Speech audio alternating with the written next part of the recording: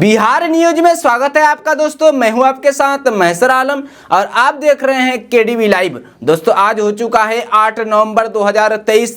तो आज बिहार की टॉप खबरें लेकर आए हैं आपके लिए। तो चलिए दोस्तों शुरू करते हैं आज बिहार की टॉप न्यूज। बिहार न्यूज में आज सबसे पहले बात करते हैं कि बिहार में खेती करने वाले किसानों के लिए बड़ी खबर आ रही है। ताजा रिपोर्ट के मुताबिक बिहार में हाइब्रिड सब्जियों के बीज पर 75% की सब्सिडी मिलेगी। इसको लेकर उद्यान निदेशालय कृषि विभाग के द्वारा दिशा निर्देश जारी कर दिया गया है। खबर के अनुसार बिहार में अगर आप सब्जी की खेती करना चाहते हैं तो आप राज्य सरकार से सब्सिडी का लाभ लेकर हाइब्रिड सब्जियों का बीज खरीद सकते हैं। इस बीज से सब्जी के उत्पादन में बढ़ोतरी होगी, साथ ही साथ इससे आय भी बढ़ेगा। बता दें कि बिहार में सब्जियों के उत्पादन को बढ़ाने के लिए सरकार ने हाइब्रिड सब्जी के बीज पर सब्सिडी देने का फैसला किया है, ताकि ज्यादा से ज्यादा किसान सब्जियों की खेती कर सके। इससे किसानों की आय भी बढ़ोतरी होगी।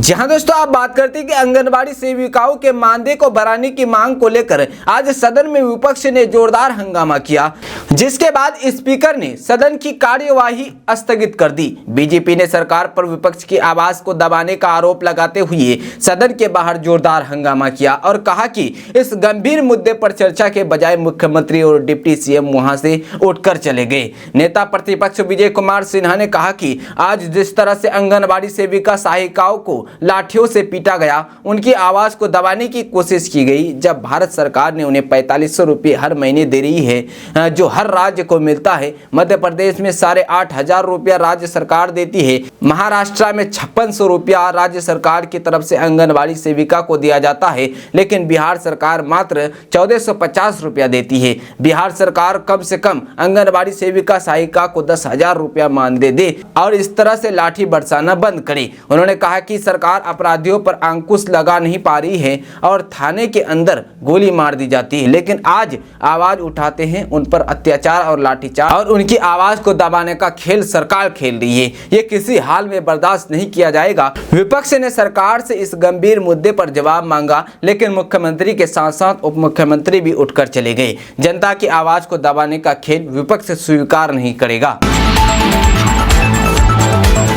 जी हां दोस्तों, आप बात करते हैं कि पीएम आवास योजना के तहत पैसे को लेकर मकान नहीं बनाने वाले जिले के 1130 लोगों की गिरफ्तारी हो सकती है। उन्हें जेल की हवा खानी पड़ सकती है। इसी को लेकर जिला प्रशासन ने बीते दिनों मकान नहीं बनाने वाले लोगों को चिन्हित कर मकान का पैसा वापस करने के लिए नोटिस जारी किया है। नोटिस के बावजूद 1130 लोग योजना के पैसे को वापस नहीं लौटाते हैं तो उनकी गिरफ्तारी के लिए प्रशासन वारंट जारी करेगा। इसी को लेकर जिला प्रशासन तैयारी में जुट गया है। यह पूरा मामला प्रधानमंत्री आवास योजना का है, जहाँ योजना के तहत लोगों को मकान बनाने के लिए सरकार की ओर से पहली किस्त की राशि जारी की गई थी, लेकिन इनमें से कुछ ऐसे लाभुक निकले जो योजना की राशि को प्राप्त कर हजम कर गए, पर मकान बनाना मुनासिब नहीं समझा।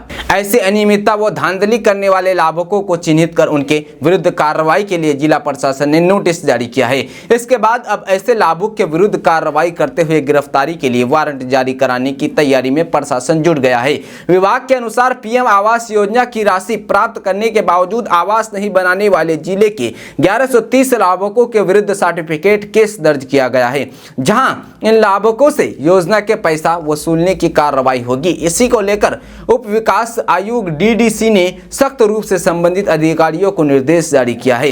इसी क्रम में डीडीसी ने जिले के सभी वीडियो को आवास बनाने की रुचि नहीं लेने वाले लाभुकों पर नकेल कसने के लिए सख्त निर्देश दिया है। पीएम आवास योजना की राशि प्राप्त करने के बावजूद आवास नहीं बनाने के मामले में जिले के दिनारा प्रखंड सबसे आगे है। विभाग के अनुसार सबसे अधिक दिनारा प्रखंड के लाभुक है, जो योजना के पैसे को लेकर अब तक आवास नहीं बनाया है। उक्त प्रखंड में सैकड़ों ऐसे लाभुक है जो योजना की राशि को लेकर अब तक आवास नहीं बनाए हैं। इस पर संज्ञान लेते हुए प्रशासन अब तक करीब प्रखंड के 100 से अधिक लाभुकों पर सर्टिफिकेट केस दर्ज करने की कार्रवाई की है।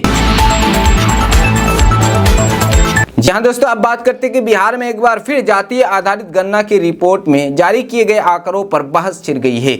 बीजेपी किसी जाति की संख्या बढ़ाने तो किसी जाति की संख्या घटाने का आरोप लगा रही है। रविवार 5 नवंबर को जेडीयू के राष्ट्रीय अध्यक्ष ललन सिंह ने कहा था कि जो आंकड़े जारी किए गए हैं वो 100% सही है। अब सोमवार 6 नवंबर को पूर्व उप मुख्यमंत्री और राज्यसभा सदस्य सुशील कुमार मोदी ने ललन सिंह से कुछ सवालों के जवाब मांगे हैं। सुशील कुमार मोदी ने कहा कि ललन सिंह को हमसे सवाल पूछने से पहले जिस गठबंधन में हो वो है उसके नेताओं से पूछना चाहिए कि आज तक उन्होंने कांग्रेस शासित राज्यों में जातीय गणना क्यों नहीं करवाई। जब चुनाव नजदीक आया और चुनाव का ऐलान हो गया तब कह रहे हैं कि छत्तीसगढ़ में कराएंगे। इन्हें कोई जातीय गणना से मतलब नहीं है, इसके नाम पर देश और समाज को बांटने का काम कर रहे हैं। बीजेपी नेता ने कहा कि अमित शाह ने ठीक कहा है कि यादव और मुस्लिम की संख्या बढ़ा दी गई है। 1931 में जातीय गणना हुई थी, उस समय बिहार में 12.7% यादव थे, उनकी संख्या बढ़कर 14.3 हो गई है। 1931 में बिहार में मुसलमानों की जनसंख्या 14.6% थी जो बढ़कर 17.7% हो गई है। लालू यादव के दबाव में कुछ जातियों की संख्या बढ़ा दी गई है। सुशील मोदी ने कहा कि जो अति पिछड़ा समाज है जिसको आप कह रहे हैं कि 36% है वो इससे काफी ज्यादा है। आज बिंद, नूनिया, मल्ला, बेलदार, वैश्य, चंद्रवशी सारी जातियों का धरना प्रदर्शन चल रहा है। सब लोग कह रहे हैं कि हमारी संख्या को जानबूझकर कम करके बताया गया है। हम तो जातीय सर्वेक्षण कराने के पक्ष में थे। हमारे सरकार ये निर्णय है लेकिन अपने तो अति पिछड़ों की हकमारी की है, इन्हें धोखा दिया है। इसका जवाब ललन सिंह के इन वर्गों की संख्या कैसे घट गई। जी हाँ दोस्तों, आप बात करते हैं कि बिहार में मुंह के कैंसर के मामले तेजी से बढ़ रहे हैं। इसका खुलासा SKSCH Shri Krishna medical college और अस्पताल के परिसर में स्थित होमी भाभा कैंसर अस्पताल एवं अनुसंधान केंद्र की ओर से लोगों की स्क्रीनिंग और प्राथमिक जांच से हुआ है। पिछले एक साल में सूबे में मुंह के कैंसर 429 मरीज मिले हैं। इनमें मुजफ्फरपुर के मरीजों की संख्या सबसे अधिक है। यहाँ 21 नए और 15 पुराने मरीज हैं जिसका इलाज चल रहा है। यह संख्या सूबे के अन्य जिलों में मिले मरीजों की संख्या से सर्वाधिक है। केंद्र अस्पताल एवं अनुसंधान केंद्र की पहल से लोगों को जागरूकता आई है और कैंसर के प्राथमिक लक्षणों को समझकर अस्पताल या कैंसर अस्पताल की ओर से जगह जगह लगने वाले कैंप में अपनी जांच करा रहे हैं। होमी भाभा कैंसर अस्पताल और राज्य स्वास्थ्य समिति के संयुक्त के पहल से पिछले वर्ष नवंबर से लेकर इस वर्ष सितंबर तक 8,82,926 संदिग्ध मरीजों की स्क्रीनिंग की गई है। इसमें मुंह, ब्रेस्ट और गर्भाशय सहित अन्य तरह के कैंसर के 1080 मरीज मिले हैं। कैंसर अस्पताल की ओर से सूबे के विभिन्न जिलों में मुंह के कैंसर की जांच के लिए 6,33,126, ब्रेस्ट कैंसर की जांच के लिए 2,28,885 और गर्भाशय कैंसर की जांच के लिए 20,915 कैंप आयोजित किए गए हैं। कैंसर के इलाज के क्रम में एक वर्ष में 157 मरीजों की मौत हो चुकी है। कैंसर के अंतिम चरण में बीमारी से जूझ रहे मरीजों को उनके घर पर इलाज की सुविधा दी जा रही है। इसके लिए राज्य के सभी अस्पतालों के डॉक्टर को इलाज के लिए प्रशिक्षित किया गया है। जिस जिले में कैंसर के मरीज है वहां के अस्पताल से ही उनकी देखरेख की सुविधा मिल रही है। होमी भाभा कैंसर अस्पताल ने सूबे के 29,908 हेल्थ कर्मियों को प्रशिक्षित किया है। डॉक्टर और पैरामेडिकल स्टाफ मरीजों के घर पर जाकर उन्हें देखते हैं और जरूरी दवा मुहैया कराते हैं। होमी भाभा कैंसर अस्पताल में एक साल के अंदर 226 मरीज की सर्जरी हो चुकी है। यहाँ मरीजों को कीमोथेरेपी की सुविधा उपलब्ध है। यहाँ 200 कैंसर मरीजों के लिए अलग से वार्ड भी बन रहा है। साथ ही यहाँ कैंसर पीड़ित बच्चों के इलाज के लिए अलग से बेड बनाया गया है जहाँ 18 बच्चे भर्ती है। जी हाँ दोस्तों, आप बात करते हैं कि मोबाइल सब्सक्राइब को भारत सरकार जल्द एक यूनिक आईडी नंबर प्रदान करेगी। ये आईडी नंबर एक तरीके से आइडेंटिफिकेशन कार्ड की तरह काम करेगा जिसमें हमारी प्राथमिकता और एड ऑन फोन कनेक्शन से संबंधित हर चीज की जानकारी होगी। जैसे आप कितने फोन इस्तेमाल करते हैं, आपके पास कितने सिम कार्ड है, कौन सा सिम कहाँ एक्टिव है, साथ ही आपके नाम से कितने सिम कार्ड इशू किए गए हैं। द फाइनेंशियल एक्सप्रेस की रिपोर्ट के मुताबिक इस आईडी नंबर की मदद से सरकार आपके मोबाइल से जुड़ी सारी इंफॉर्मेशन को एक जगह रखेगी और जरूरत पड़ने पर इसे कुछ अंक के जरिए एक्सेस किया जा सकेगा। यह यूनिक आईडी ठीक 14 अंकीय आयुष्मान भारत डिजिटल स्वास्थ्य अकाउंट की तरह होगी, जिसे जो आधार कार्ड से लिंक होगा। इसे ABHA नंबर की मदद से आपकी सारी हेल्थ हिस्ट्री एक जगह रहती है और आपको सभी रिपोर्ट और कागजात जगह जगह डॉक्टरों के पास लेकर नहीं जाने पड़ते और डॉक्टर आसानी से ABS नंबर की मदद से आपका सारा रिकॉर्ड जान पाते हैं। ठीक इसी तरह मोबाइल आईडी भी काम करेगी। दरअसल इस यूनिक मोबाइल आईडी को इसलिए लाया गया है ताकि ट्रैकिंग सिस्टम को एक्टिव बनाया जा सके, साथ ही आम यूजर को फ्रॉड से सुरक्षित रखा जा सके। इस आईडी नंबर के मदद से फेक सिम कार्ड और जरूरत से ज्यादा अलॉट किए गए सिम कार्ड को सरकार रद्द कर पाएगी। वर्तमान में इसके लिए विभिन्न लाइसेंस प्राप्त सेवा क्षेत्र LSA से दूर संचार विभाग AI आधारित चेहरे की पहचान तकनीक का उपयोग करके ऑडिट करता है और तब जाकर जरूरत से ज्यादा अलॉट किए गए सिम कार्ड को ब्लॉक किया जाता है। सरकार की ओर से ये यूनिक आईडी आपको तब दी जाएगी जब आप नए कनेक्शन के लिए अप्लाई करेंगे। इसके साथ ही नया सिम कार्ड लेते वक्त अब आपको भी बताना होगा कि इसका इस्तेमाल आखिरकार कौन करेगा। मोबाइल नंबर आईडी में आपके सिम कार्ड के अलावा इनकम ऐप, उम्र, एजुकेशन समेत दूसरी जानकारी भी इकट्ठा की जाएगी। जी हाँ दोस्तों, अब बात करते हैं कि केंद्र के मोदी सरकार ने एक योजना की शुरुआत की है जिसका नाम है मेरा बिल मेरा अधिकार। इसके लिए सरकार ने मोबाइल ऐप भी लॉन्च किया हुआ है। इस योजना के माध्यम से लोगों को GST वाले बिल को अपलोड करके नगद पुरस्कार मिल सकता है। बता दें कि इस योजना के जरिए आपको सरकार द्वारा 10 लाख रुपए से लेकर 1 करोड़ रुपए तक का नगद इनाम मिल सकता है। इस योजना में भाग लेने वाले लोगों को खरीदी गई वस्तु के लिए दुकानदार या व्यापारी से GST बिल लेना होगा, जिसके बाद दुकानदार या व्यापारी से प्राप्त GST बिल को मेरा बिल मेरा अधिकार ऐप पर अपलोड करना होगा। इसके बाद प्रतिभागियों को 1 करोड़ रुपए तक के नगद पुरस्कार जीतने का मौका मिलेगा। इस योजना की शुरुआत केंद्र सरकार ने हाल ही में 1 सितंबर को किया था। सरकार द्वारा चालू वित्त वर्ष में इस योजना के तहत पुरस्कार राशि के लिए 30 करोड़ रुपए का बजट तैयार किया गया। मेरा बिल मेरा अधिकार योजना का पायलट प्रोजेक्ट के तौर पर असम, गुजरात, हरियाणा, पुडुचेरी, दादरा नगर हवेली और दमन दीव केंद्र शासित प्रदेशों में शुरू की गई है। GST बिल के माध्यम से ग्राहक अपने बिल को अपलोड करके इस योजना में शामिल हो सकते हैं और लकी ड्रॉ के माध्यम से करोड़ों रुपए के पुरस्कार जीत सकते हैं। जी हाँ दोस्तों, बात करते हैं कि किसानों के लिए सिंचाई सुविधा होना बहुत ही जरूरी होता है। बिना सिंचाई के फसल की अच्छी पैदावार करना संभव नहीं है। ये वजह है कि किसानों के लिए समय समय पर सिंचाई के लिए उन्नत तकनीक की खोज होती रहती है। सिंचाई की नई एवं उन्नत तकनीकी के माध्यम से किसान अपनी फसलों की सिंचाई जरूरत को पूरी कर सकते हैं। कॉम्पैक्ट सोलर पंप सिंचाई समस्या का ऐसा समाधान है जो किसानों के लिए बेहद शानदार है। इस सोलर पंप की खासियत है कि आप बिना बिजली की कहीं से भी ऑपरेटर कर सकते हैं। इलेक्ट्रिसिटी की खपत भी 0 हो जाती। इस प्रकार किसानों की सिंचाई लागत में बहुत कमी आ जाती है। इस यंत्र का उपयोग करने वाले किसानों ने बताया कि सिंचाई तकनीकी का उपयोग करते हुए वे सालाना 16,000 तक की बचत कर पा रहे हैं। इस उपकरण पर सरकारी योजना के माध्यम से 90% तक की सब्सिडी का लाभ भी उठाया जा सकता है। हम इस पर मिलने वाली सब्सिडी के बारे में आपको पूरी जानकारी देते हैं। कॉम्पैक्ट सोलर पंप की मदद से बिना इलेक्ट्रिसिटी खर्च के, बिना पेट्रोल, डीजल एवं अन्य फ्यूल खर्च के सिंचाई की जा सकती है, वो भी सिर्फ सोलर एनर्जी के जरिए। कई बार किसानों ने ऐसा भी सोचते हैं कि इसका उपयोग तो केवल गर्मी में ही किया जा सकता है जहां केवल धूप हो, लेकिन ऐसा नहीं है। सोलर एनर्जी जिसको इलेक्ट्रिक एनर्जी में कन्वर्ट करने के लिए इस पैनल की मदद ली जाती है और केवल सिर्फ सूर्य से मिलने वाली रोशनी को इलेक्ट्रिसिटी में कन्वर्ट करती है। यही नहीं, अगर थोड़ी सी भी रोशनी भी सोलर पैनल को मिलते हैं तो इससे सिंचाई का काम लिया जा सकता है। ठंडा का मौसम हो या बारिश में गर्मी का मौसम हो, वैसे तो ऑपरेट करके आप इसका लाभ उठा सकते हैं।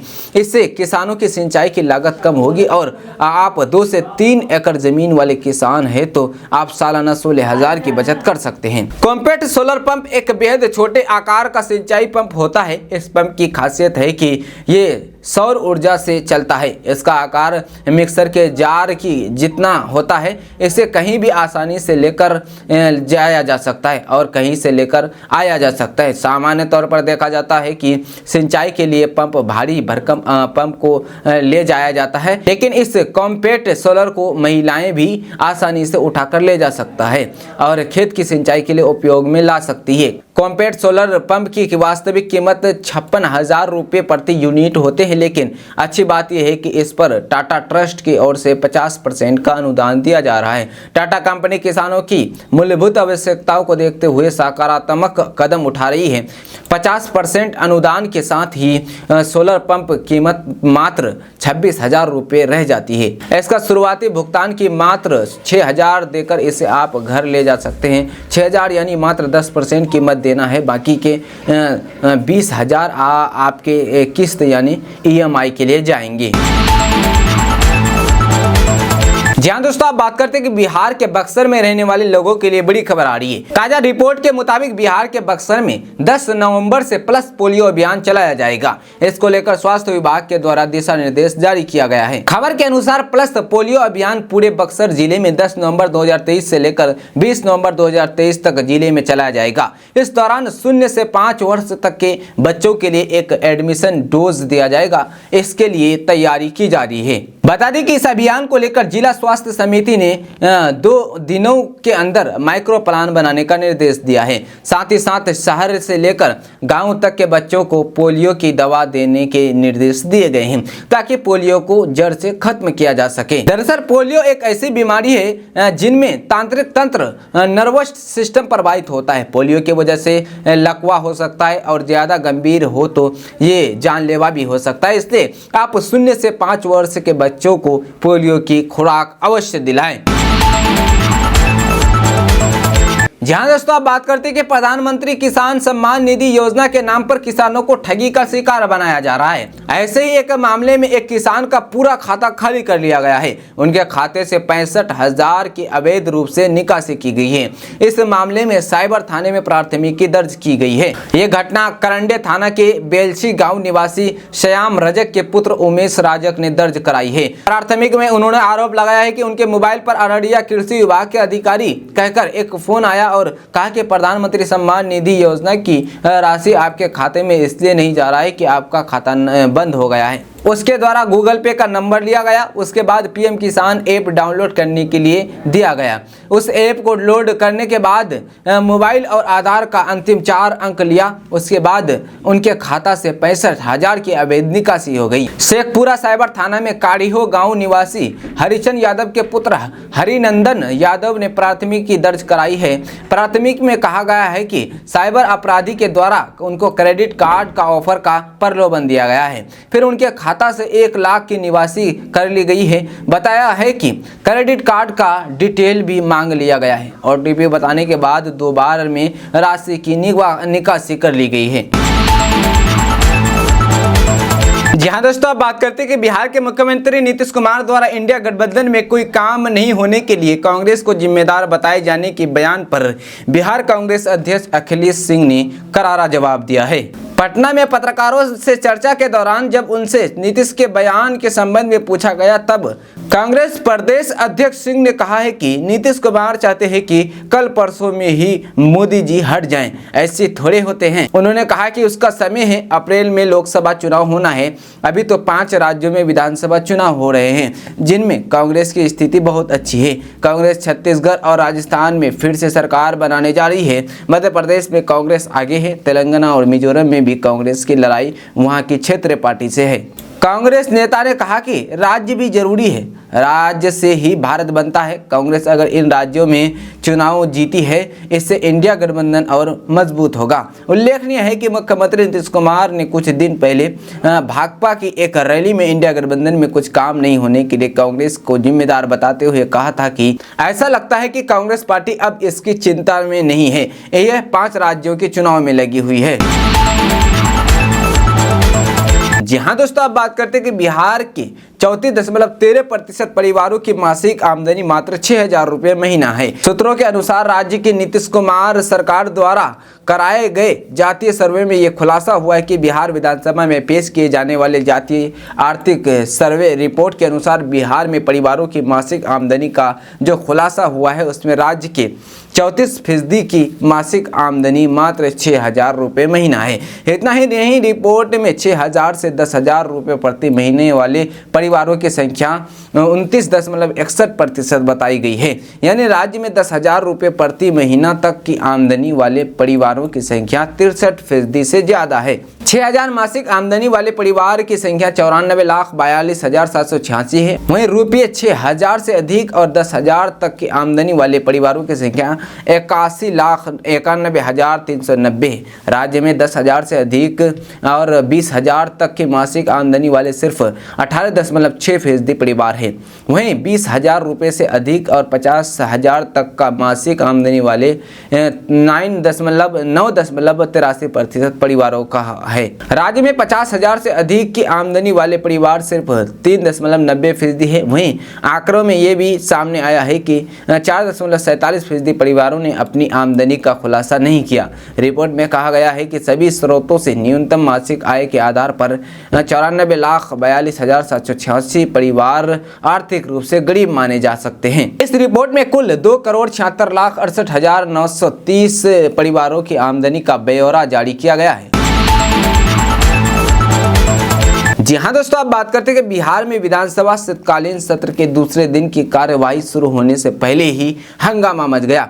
विधानमंडल का घेराव करने पहुंची बड़ी संख्या में आंगनबाड़ी सहायिका सेविकाओं को हटाने के लिए पुलिस ने लाठीचार्ज कर दिया। पुलिस भीड़ को भगाने के लिए वाटर कैनन से पानी की बौछार करते हुए नजर आई। सामने आए वीडियो में पुलिस वाले आंगनबाड़ी सेविकाओं को जबरन सड़क पर घसीटते हुए नजर आ रहे हैं। पुलिस की बर्बरता व्यवहार के बाद आंगनबाड़ी कर्मियों का आक्रोश और बढ़ता दिखाई दे रहा है। वीडियो रिपोर्ट्स के माने तो विशेष प्रदर्शन के बीच एक आंगनबाड़ी कार्यकर्ता बेहोश हो गई, लेकिन इसके बाद भी पुलिस ने अपने पानी का बौछारों का इस्तेमाल बंद नहीं किया। पुलिस ने प्रदर्शनकारियों को तितर बितर करने के लिए अपनी सख्त कार्रवाई को जारी रखा। पटना में बिहार सरकार के खिलाफ आंगनबाड़ी कार्यकर्ताओं के प्रदर्शन पर राजद सांसद मनोज झा का कहना है कि लोकतंत्र में हर किसी को सरकार के सामने अपनी मांग रखने का अधिकार है और सरकार को उनकी मांगों पर ध्यान भी देना चाहिए। वर्तमान बिहार सरकार लोगों की मांगों को गंभीरता से लिया जाता है और उस पर चर्चा की जाती है। जहां दोस्तों, अब बात करते हैं कि चुनावी रणनीतिकार प्रशांत किशोर ने बिहार के मुख्यमंत्री नीतीश कुमार पर तंज कसते हुए अपने सवालों के जवाब मांगे हैं। इतना ही नहीं बल्कि प्रशांत किशोर ने नीतीश कुमार पर जमकर निशाना साधा है। बयान जारी करते हुए सोमवार 6 नवंबर को प्रशांत किशोर ने कहा कि अगर मुझे किसी बात का ज्ञान नहीं है तो अपने नीतीश कुमार मुझे 2 साल तक अपना एडवाइज़र बनाकर अपने घरों में क्यों नहीं रखा था। जनसुराज के सूत्रधार प्रशांत किशोर ने अपने ऊपर कांग्रेस और बीजेपी का एजेंट बनाए जाने पर भी हमला बोला।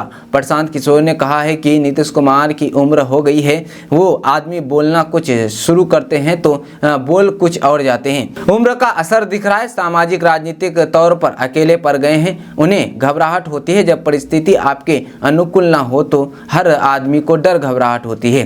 प्रशांत किशोर ने आगे कहा कि ये घबराहट का नतीजा है कि नीतीश कुमार कभी कह देते हैं कि तेजस्वी यादव के नेतृत्व में चुनाव लड़ाया जाएगा। अगर आपको हम कह रहे हैं कि आप कांग्रेस में अपना दल विलय कर लीजिए तो इससे तो कांग्रेस को फायदा होगा, तो फिर मैं बीजेपी का एजेंट कैसे हो गया। जी हाँ दोस्तों, अब बात करते हैं कि नवंबर महीने में ढेर सारे त्यौहार होने की वजह से कई दिन स्कूल बंद रहेंगे। आमतौर पर बच्चे इन छुट्टियों में सिर्फ मौज मस्ती करते हैं, ऐसे में उनके समय का सही उपयोग नहीं हो पाता है। लेकिन इस बार शिक्षा विभाग ने सरकारी स्कूलों में शिक्षा में गुणवत्ता लाने के लिए अपने प्रयोग के तहत नई रणनीति बनाई है, ताकि बच्चे छुट्टियों में भी इस समय का सदुपयोग कर सकें और उनमें रचनात्मक का विकास हो सके। बच्चों की पढ़ाई में छुट्टी के दौरान निरंतरता बनी रहे, इसलिए छात्रों को क्लास और सब्जेक्ट वाइज प्रोजेक्ट वर्क दिया जाएगा, जिसे बच्चे अपनी छुट्टियों के दौरान पूरा करेंगे और छुट्टी के बाद अपने सहपाठियों के साथ कक्षा में भी शेयर करेंगे। शिक्षक सभी बच्चों के असाइनमेंट को चेक कर उसका विश्लेषण करेंगे। राज्य कार्यक्रम पदाधिकारी सुगंधा ने राज्य के सभी जिला शिक्षा पदाधिकारी एवं जिला कार्यक्रम पदाधिकारी को इस संबंध में जरूरी दिशा निर्देश जारी किए हैं। आधिकारिक जानकारी के अनुसार कक्षाओं के अनुसार बच्चों को अलग अलग विषय में प्रोजेक्ट दिया जाएगा। बिहार शिक्षा परियोजनाओं और NCERT के तरफ से प्रोजेक्ट वर्क तैयार कर दिए गए हैं। यह प्रोजेक्ट वर्क 16 विषयों के लिए तय की गए हैं। इनमें पहले व दूसरी कक्षा के बच्चों को गणित और भाषा विषय जैसे हिंदी, उर्दू और अंग्रेजी विषय का असाइनमेंट दिया जाएगा। वहीं कक्षा तीसरी से 5वीं तक के बच्चों को भाषा, गणित के अलावा पर्यावरण विज्ञान विषय के प्रोजेक्ट भी दिए जाएंगे। इसी तरह कक्षा 6वीं से 8वीं के छात्रों को विज्ञान, संस्कृत व सामाजिक विज्ञान विषयों में भी प्रोजेक्ट वर्क दिए जाएंगे। बच्चों को छुट्टी के दौरान प्रोजेक्ट वर्क अथवा असाइनमेंट देने से उनके समय का सदुपयोग हो सकेगा। दरअसल शिक्षा विभाग ने माना है कि विद्यार्थी अवकाश के दिन रचनात्मक कार्य करें। प्रोजेक्ट वर्क बेहद व्यवहारिक मुद्दों पर निर्धारित किए गए हैं। यहाँ दोस्तों आप बात करते हैं कि रोजगार यानी नौकरी और उच्च शिक्षा बिहार में ये दो ऐसे मुद्दे हैं जिसको लेकर हमेशा से राजनीति होती है। साथ ही बिहार के लोगों को कभी हाशियों पर आना पड़ता है, कभी उनको उपहास का पात्र भी बनना पड़ता है, क्योंकि बिहार में इन्हीं दो कारणों से सबसे अधिक पलायन होता है। देश के महानगरों खास करके दिल्ली, मुंबई और चेन्नई के अलावा अन्य औद्योगिक राज्यों शहरों से आने वाली ट्रेनों में बिहारियों की भीड़ भी ये बताती है कि बिहार में बेरोजगार का आलम कैसा है। कई दफ़े सरकार और सरकार के मुलाजिम भी कह चुके हैं कि हमारा स्टेट यानी बिहार लैंड लॉक स्टेट है, इस कारण यहाँ रोजगार के साधन काफ़ी सीमित है। लेकिन प्रवासी बिहारियों और बाहर काम कर रोजगार करने वाले लोगों को लेकर जो आंकड़े आए हैं वो सच में काफ़ी चौंकाने वाला है। दरअसल जातिगत गणना के आंकड़ों के मुताबिक बिहार के 94.28% लोग बिहार में ही रह रहे हैं, यानी बिहार के लोगों में होम सिकनेस अधिक है। आंकड़ों के मुताबिक बिहार से बाहर रहने वाली बिहारियों की संख्या करीब 6% मात्र है। बिहार के कुल आबादी का केवल 1.22% लोग हैं अपने घर से बाहर रहते हैं। बिहार सरकार ने जो सर्वे कराया था उसमें अस्थायी प्रवासी स्थिति का सारांश आंकड़ों के मुताबिक कुछ इस प्रकार है। गणना स्थल पर अस्थायी रूप से आवासित लोग 94.28% हैं।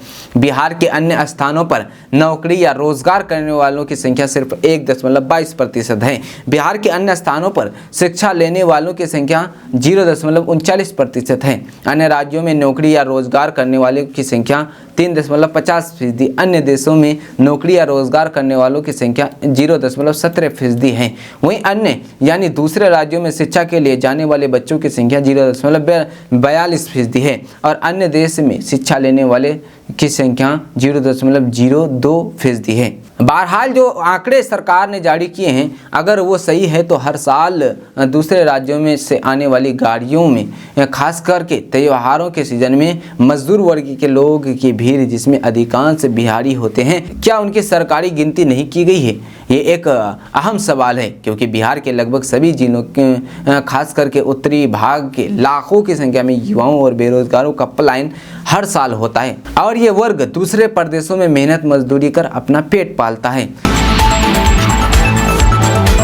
यहाँ दोस्तों आप बात करते हैं कि बाहुबली पूर्व सांसद आनंद मोहन ने कहा है कि केंद्र सरकार के खिलाफ बनने विपक्षी एकता में ठहराव आ गया है। मुख्यमंत्री नीतीश कुमार ने इसे काफी गति दी, पूरी ताकत और लगन के साथ आगे बढ़ाया, लेकिन विपक्षी एकता में शामिल सबसे बड़ी पार्टी की वजह से इसकी गति धीमी हो रही है। आनंद मोहन ने नाम लिए बगैर कांग्रेस पार्टी पर नीतीश कुमार द्वारा दिए गए बयान का समर्थन किया है।